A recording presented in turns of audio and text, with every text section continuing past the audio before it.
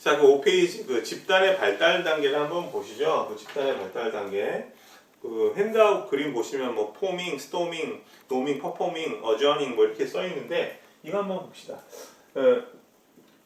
이것을 말한 사람이 이제 1965년도에 브루스 터크맨이라고 턱만 뭐 좋아요. 집단의 발달 단계에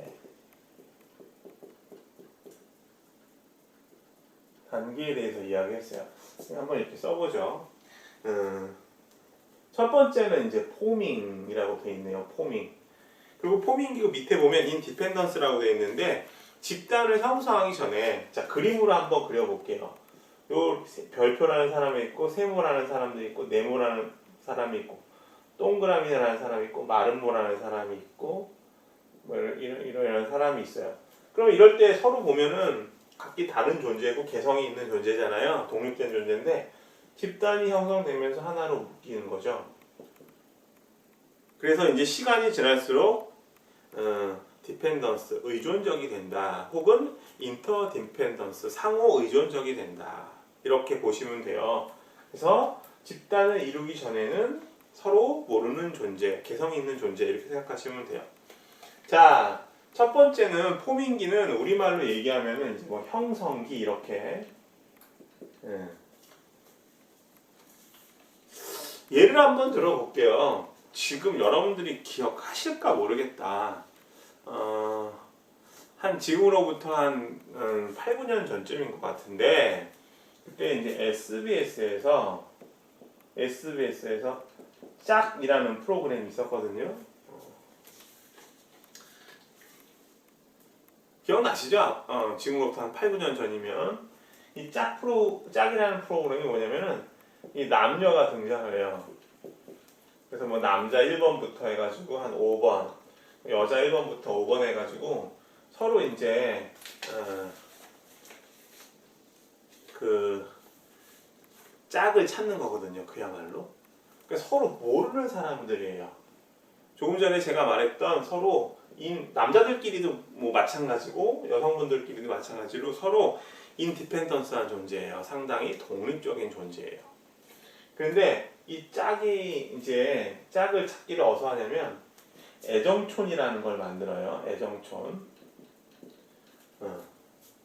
어떤 경우에 이제 한적한 이제 뭐 교회에 있는 어떤 뭐 펜션 같은 데서 진행하기도 하고 그렇게 하는데 이 애정촌이라는 곳에서 이제 한 뭐 일주일 정도 혹은 열흘 정도 서로 이렇게 같이 지내면서 자기랑 맞는 사람을 찾는 거예요. 짝이. 이걸 이제 집단의 어떤 형성 과정으로 예를 들으면 좋겠다. 그래서 거기 보시면은 여러 가지 애정촌에 이제 행동 강령도 있고요.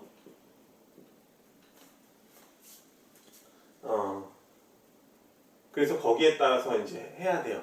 음식을 뭐 예를 들면 뭐 각자 해 먹는다든가 뭐 청소를 한다든가 이런 행동 강령들이 있는데 서로 모르는 사람들이 이제 이 정도로 설명하고 집단을 형성하는 거죠. 10명, 5명씩 남녀 5명씩이라고 한번 해보면 10명이 이제 집단을 형성하는데 처음에 뭘 하냐면 이제 상호 탐색을 해요. 상호 탐색. 그 예종촌에 모이는데 사람들이 한꺼번에 동일한 시간에 오지 않고 개별적으로 오거든요. 그럼 이제 남자 1번이 딱 오면 먼저 딱 있고 그 다음에 기다리면 조금 있다 남자 뭐 2번, 3번이 와요. 그러면 서로 보는 거죠. 야, 저 남자 1번은 상당히 호감 있는 외모를 가졌네. 남자 1번은 남자 3번을 보고 아, 저 사람은 운동을 했는지 체격이 다부지겠네. 그리고 남자 2번은 상당히 성실해 보이네. 서로 이렇게 관찰하면서 상호 탐색을 해요. 왜냐하면 서로 모르는 존재니까. 그리고 방향 설정이 이루어지는데 집단 내에서는 어떤 역할이 있고 목적이 있잖아요. 그러니까 어떻게 자기가 행동해야 될 것인지 방향성을 결정해요. 여기 남자 1번이 오는데 1번, 이제 2번, 3번 이렇게 있고 이쪽에 뭐 여성 출연자가 이렇게 오게 되면 여성 출연자를 이제 곰곰이 이렇게 꼼꼼히 살펴보죠. 특히 이제 외모를 많이 보는 것 같아요. 외모 같은 경우 뭐 한 1, 2초에 벌써 자기가 좋아하고 안 좋아하는지 결정된다고 하니까 저 사람이 나하고 잘 맞을까? 그리고 이제 다 모인 상황에서 처음 모르는 상황에서 5명의 멤버가 다 모인 상태에서 서로 탐색을 하는 거죠. 그러면서 나는 4번이 마음에 들어. 4번 여성분들을 짝으로 만들어야지. 2번도 같은 생각을 하고 있을 수 있고요. 이렇게 방향성을 설정하게 돼요. 그리고 이때는 우리 핸드아웃에는 없는 내용인데 서로 처음 만난 상황이니까 그들이 갖고 있는 여러 가지 감정 표출이 어떻게 되겠어요? 상당히 자제가 된다. 그죠? 감정 표출이 자제가 된다죠. 우리도 뭐 예를 들면 이제 그 경영 수업 팀플을 하기 위해서 모였을 때 처음 소개 자리에서 자기의 어떤 여러 가지 개성을 드러내지는 않잖아요. 그리고 누가 마음에 드는지 싫은지 그죠? 그래서 이게 이제 형성기의 특징이 된다. 자, 두 번째 스토밍 한번 보세요. 스토밍은 막 폭풍우가 치는 거예요. 그래서 가장 우리가 이제 이거를 뭐라 할까? 스토밍은 무슨 말로 하겠습니까? 격동기. 생각이 안 나, 우리말. 격동기의 가장 큰 특징은 갈등과 견제가 일어나요. 견제. 무슨 얘기냐면 짝을 계속 예를 들어 설명할게요. 남자 1번과 2번, 3번이 동시에 여자 3번에게 마음에 들었어요. 그렇게 되면 갈등이 일어나죠. 왜냐하면 남자 3명이 한 명의 여성분의 호감이 있으니까. 그죠? 짝을 한 명씩 이렇게 서로 대응해서 만들어야 되는데 2명은 짝에서 제외될 수밖에 없잖아요. 그러니까 당연히 견제가 일어나죠. 남자 1번 입장에서는 남자 2번과 3번을 어떤 식으로 경쟁할 것인가, 그죠? 그래서 어떤 경우에는 남자 1번이 상당히 매력적인 사람이다라고 했을 때는 2, 3번이 협력하는 경우도 있어요. 조직화도 일어나죠. 조직 내에서, 그죠?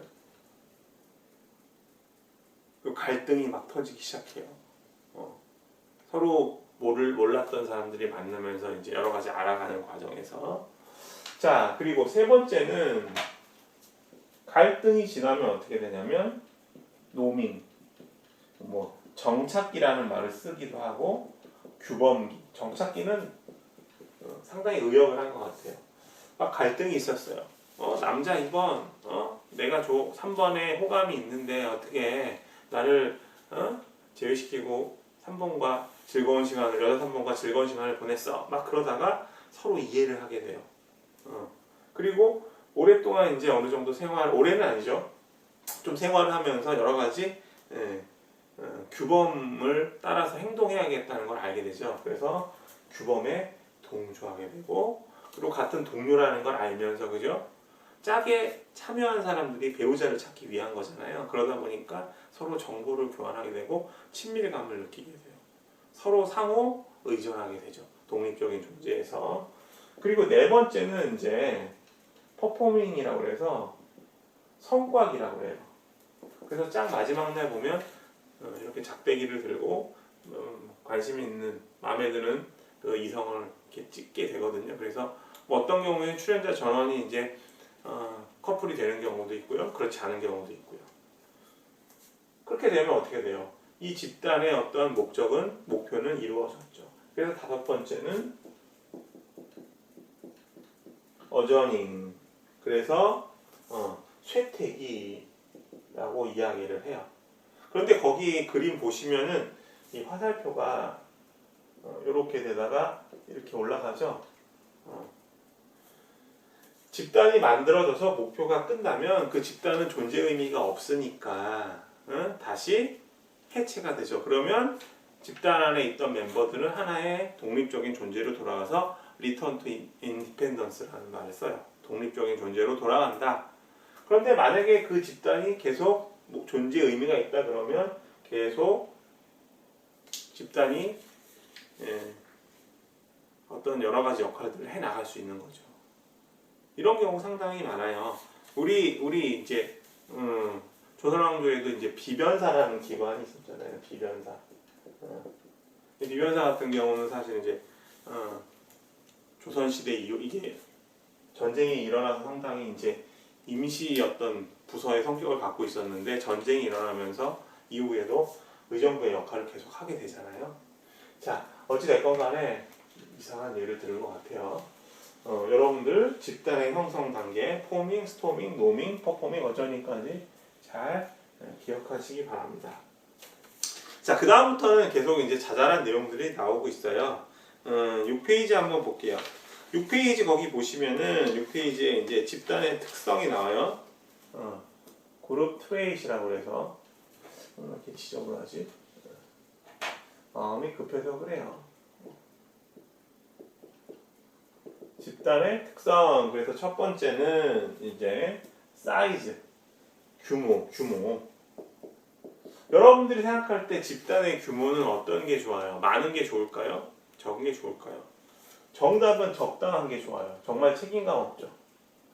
적당한 규모가 정답이에요.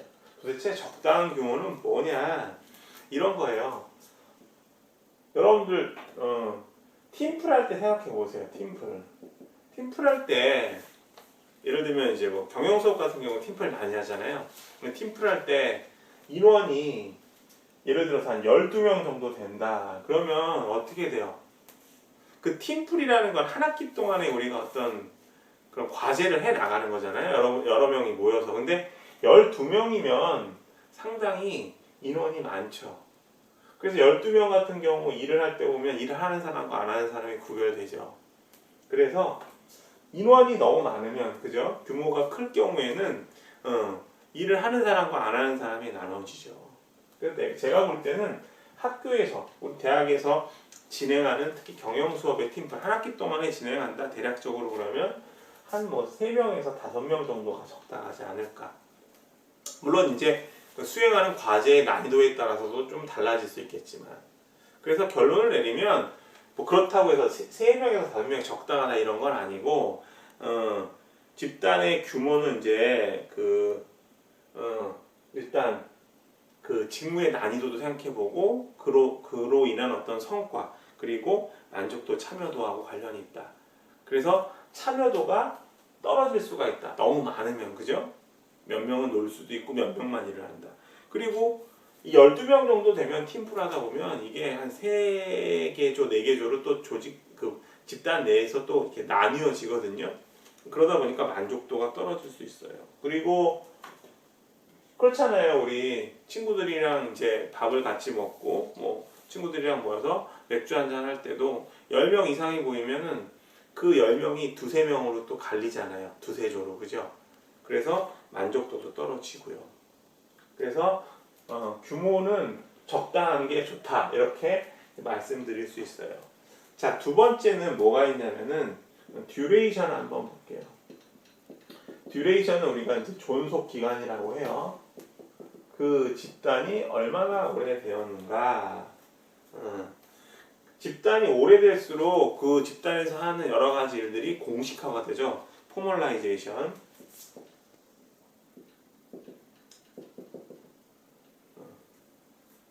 공식화가 이루어진다라는 거예요. 그러니까 예를 들면 이제 이런 게 있죠. 저도 이제 동창회를 하는데, 이 동창회 멤버가 많진 않아요. 동창회 멤버가 저를 포함해서 이제 3명인데요. 이 동창들이 서로 친구를 맺은 지가 이제 한 40년 정도 됐거든요. 초등학교 때부터 만난 친구들이라. 그래서 상당히 하는 일들이 정해져 있어요. 제가 이제 회장이고요. 그리고 나머지 한 명은 부회장, 한 명은 이제 총무를 맡고 있는데 그 역할들이 명확하고 그리고 이제 오랫동안 이제 만나다 보니까 이 동창회 여러 가지 규범도 있어요. 규약도 있고요. 재밌게 이제 말씀드렸지만 어쨌든 집단이 존속 기간이 길어지면 길어질수록 그 집단에서 수행하는 여러 가지 일들이 공식화된다. 딱딱 문서화시킬 수 있을 정도로 일이 딱딱 정해진다.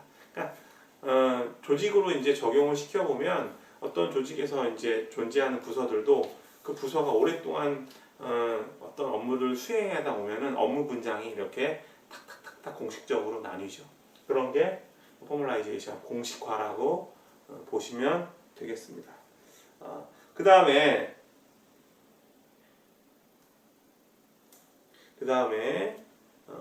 포멀라이제이션 아까 제가 스펠링 잘못 쓴 것 같아요. 포멀라이제이션 이렇게 썼나요? 요거 다시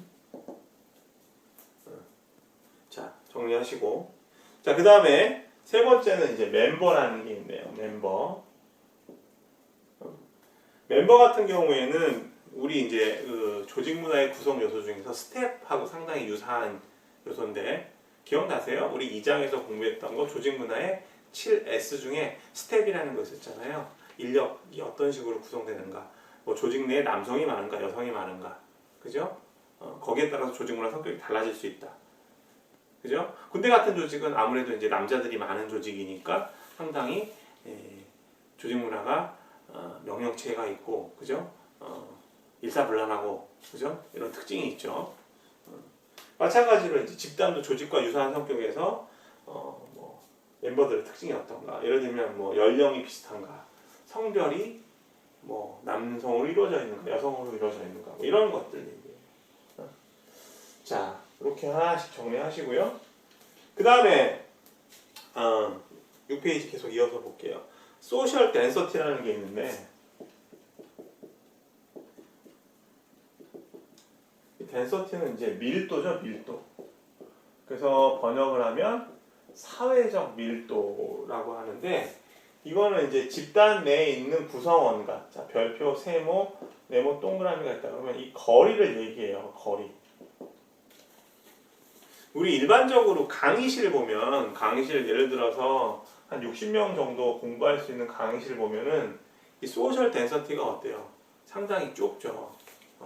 저 강의실 들어가 보면 좀 답답할 때 있어요. 그리고 여러분들 이제 중고등학교 때 뭐 인강도 들으셨겠지만 이제 실강 들으시다 보면 학원 그 의자 같은 거 상당히 좁죠. 많은 학생들 집어넣으려고 답답하다는 거죠. 이 밀도가 붙어 있느냐? 그러니까 밀도가 높다예요. 붙어 있으면 촘촘하다 싶으면 우리 흔히들 인구 밀도 이야기하잖아요. 우리나라는 캐나다에 비해서 인구 밀도가 어마어마하게 높죠. 빽빽하게 같이 붙어 산다는 거예요. 그죠? 우리나라가 캐나다에 비해서 국토가 좁으니까. 그래서 구성원들의 이 밀도가 상호작용에 영향을 준다.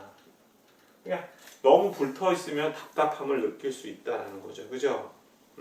근데 너무 또 떨어져 있으면 상호작용이 어려울 수 있어요. 60명이 들어가는 교실에 3명이 있다고 해보세요. 자, 교실이 이만한데 3명이 이렇게 앉아있어. 그러면 이야기할 때 잘 안 들릴 수 있잖아요. 그러니까 밀도도 소셜 덴서티도 어떤 게 좋아요? 적당한 게 좋아요. 그래야 서로 상호작용이 일어날 수 있다. 그리고 특히 이제 과업이 어려웠을 경우에는 상호작용이 빈번하게 이루어질 거 아니에요. 혼자서 일을 해결할 수 없으니까. 그럴 때는 아무래도 붙여놓는 게 좋겠죠. 그래서 이 소셜 덴서티하고 관련돼서 실제 이제 부서 내 이 부서는 집단이니까 자리 배치 같은 거 상당히 중요해요.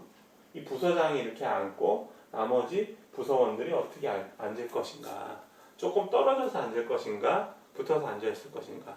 과거에는 이제 이 부서장실이 따로 있었거든요.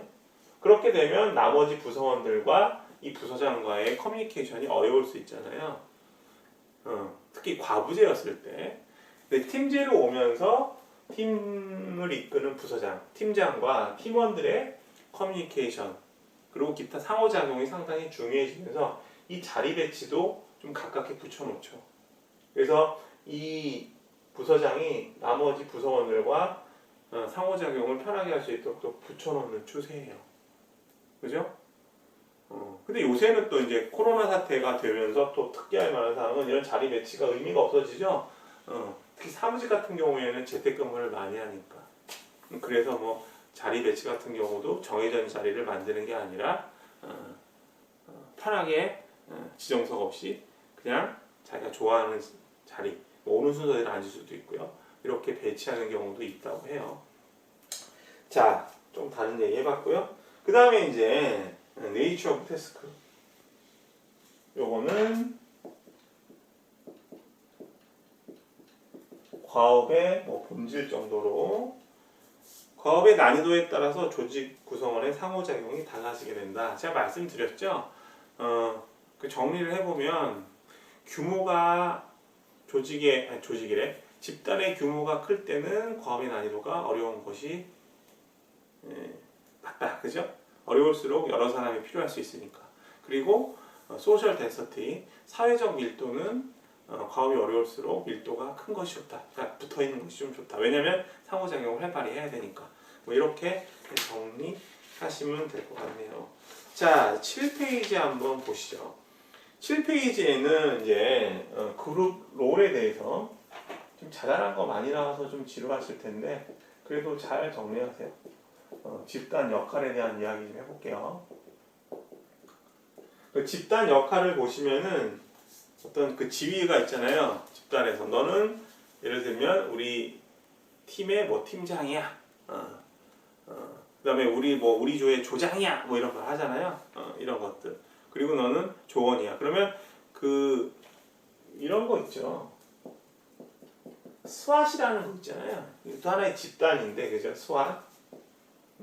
스페셜 웨폰 어택 팀이라고 해서 이 스왓 말고요. 이 스왓은 우리 경영 전략 쪽에서 얘기하는 스왓 분석 그건데 스트렝스 위크니스 오퍼튜니티 트레트가 아니고 스페셜 웨폰 어택 팀이라고 해서 특별 전담팀 공격팀이라고 해가지고 여기 보면 뭐 폭파 임무를 맡은 사람 있고 정찰 업무 그다음에 지원 사격하는 사람 있고 리더 있고 이런 식으로 지위들이 있고 역할들이 있죠. 포지션과 롤 이 얘기예요 지금 그룹 롤이라는 건. 그래서 세 가지 구성 요소가 있네요. 첫 번째는 롤 expectation. 이건 이제 우리말로 번역하면 역할 기대라고 해요. 집단 내에서 서로 역할에 대해서 기대하는 정도, 그죠? 자, 예를 들어서 봅시다. 저는 우리 집에서 저희 이제 아버지 어머니한테는 아들이고, 그죠? 그 다음에 와이프한테는 아내고, 와이프한테는 남편이죠. 죄송해요. 그 다음에 우리 애기한테는 아빠고요. 그 다음에 이제 제가 그 처가댁에 가면 사위죠. 그리고 학교에 가면 선생님 등등등 여러 가지 역할이 있어요. 그러면 이 역할에 대해서 기대하는 것들이 있잖아요. 그 집단 내에서. 그러니까 부모님이 저에 대해서 아들로서 기대하는 거, 학생들은 저를 선생님으로서 저한테 기대하는 거, 그죠? 그리고 제가 학생한테 기대하는 거. 예를 들어서 과제를 이제 냈는데 과제를 레포트를 이렇게 보고서를 잘 작성해서 내야 되는데 달랑 한 3줄 쓰고 제출했다. 그러면 좀 실망을 하겠죠.